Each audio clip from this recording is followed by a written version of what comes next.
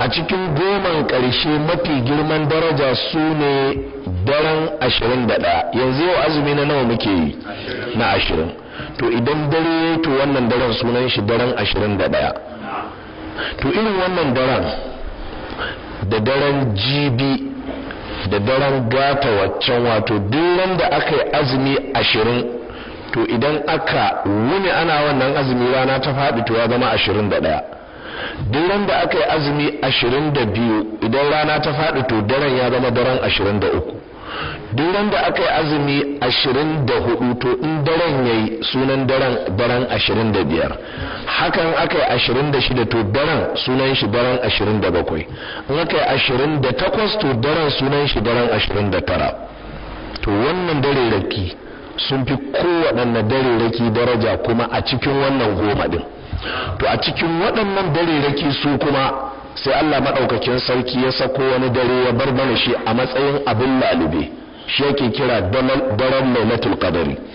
wannan dare Allah ya yi magana shi a wurare a cikin alqur'ani, inna anzalnahu fi lailatin mubaraka inna kunna munzilin fiha yufraqu kullu amrin hakim. sai Allah ya ce amran min indina. Allah ya ce ƙur'anin nan da ka ji ka gani an saukar da shi ne a wannan dare, ma'ana daren daraja, daren girma, the night of power, the night of miracle, the night of revelation. duk wannan daren ne, a daren Allah ya saukar da alƙur'ani daga saman bakwai zuwa wani babban ɗaki mai daraja a sama ta ɗaya, baitul izza. wannan qur'anin an zo an ajiye wa annabi Muhammadu shine sallallahu alaihi wasallam. inda haka ba tuntuni Allah madaukakin sarki yana da qur'anin shi, domin qur'anin siffa ce lazima gare shi, magana shi ce, tuntuni kaga akwai. to amma Allah madaukakin sarki sai ya tattaro shi ya kawo ya zo ya aje shi a dare a sama ta daya. wa aka ajiyewa annabi Muhammadu aka ajiyewa sallallahu alaihi wasallam. shine aka rinka ɗibo shi kadan ana kawowa a cikin shekara 23 dan a nuna maka a hankali ake fitar da ilimi, a hankali. dama Allah ya ce linusabbita bihi fuadaka. Allah ya yi wa annabi haka ne don ya bi shi sannu a hankali, zuciyar shi ta fahimci abin ta dauka, ya tarbiyantu don ya zo ya tarbiyar duniya sallallahu ta'ala alaihi wa alihi wasallam. a wannan daren ne aka saukar da wannan alkur'ani. a wannan dare Allah madaukakin sarki a wani wuri yake cewa inna anzalnahu fi lailatul qadr, mun saukar da alkur'ani a daren daraja. wama adraka ma lailatul qadr. Allah yace ka san lailatul qadr kuwa? lailatul qadr khairun min alfi shahr. wata dubu. to sai Allah ya ce samun ibadan lailatul qadari ya fi ainihin watanni dubu, ya fi kai ibadar watanni dubu. ma'ana kai wata dubu kana bauta Allah, shekara 80 da wani abu. to in wani ya dace da lailatul qadar to ya fi ka, ya hada kashi, ya wuce da kai. wannan shine daren lailatul qadari. ba kada ake ba bukukuwa ake ba, sai dai shi daren yana da alamomi gaskiya, kuma daren ana gane alamomin tun da rana. na farko dai rana ba ta haske a dukkanin daren da zai biyo baya na wunin lailatul qadr. misali idan daren da za a yi yau zai kasance lailatul qadr ne, to rana ba ta zafi, za ta yi sanyi ko kuma ta lullumi ya zama ba ta fito ba. wannan na daga cikin alamomin.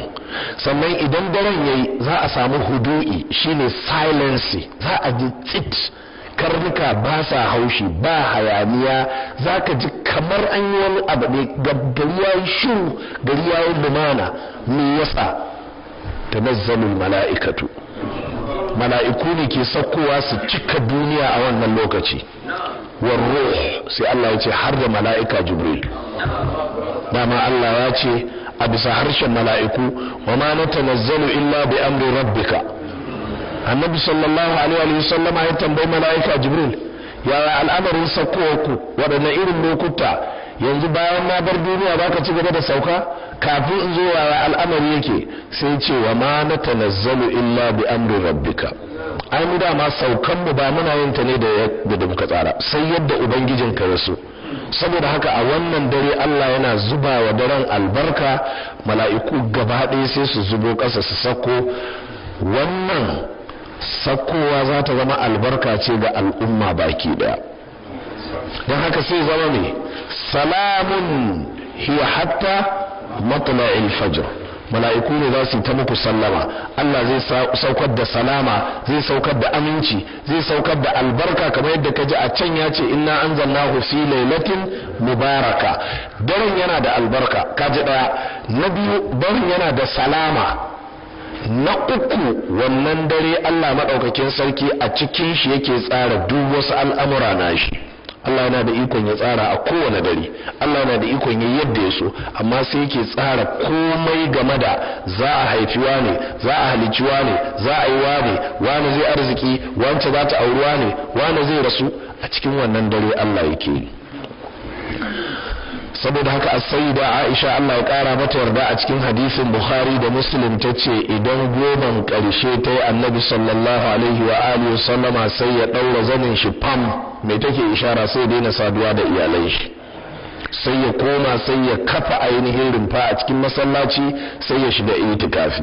to sai aka samu wata shekara Annabi sallallahu alaihi wa sallama sai da ya itikafi ba, saboda mata sun shigo da abin kuma yana neman ya zama siyasa ko kishi. Annabi ya zo ya kafa tanti, ke ma Aisha ke kafa, Zainab ma sai ta ga to ni ma zan kafa, waccan ma sai ta zo ta kafa, waccan ma sai ta zo ta kafa.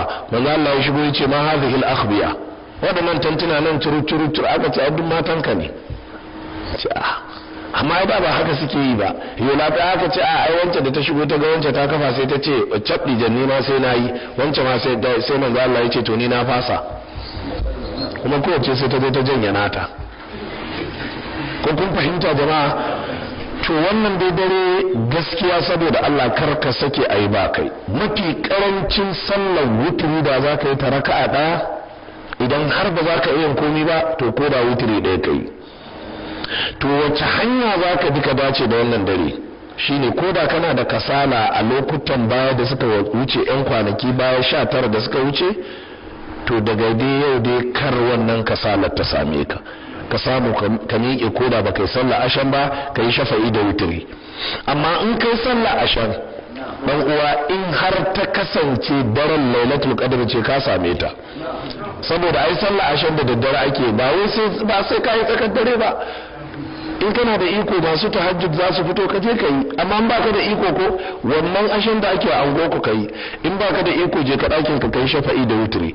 in ba haka ba zauna ka karanta wani abu na alqur'ani, zauna ka yi salatin manzon Allah sallallahu alaihi wasallam, zauna ka tattaro bukatunka. shi yasa zaka ga zuwa jiya duk wanda ya kalli inda Ka'aba take jama'a ta cika ta batsi, saboda bayan Allah duk inda suke sun zo sun tattaro. kowa yana kokarin ya samu shiga a wurin Allah madaukakin sarki, ya samu waya Allah zai karbe shi a bana in bara al'amura sun rikice. to haka don haka jama'ar musulmi, wannan dai yana daga cikin albarka fi madrasati siyam, a makarantar azumi.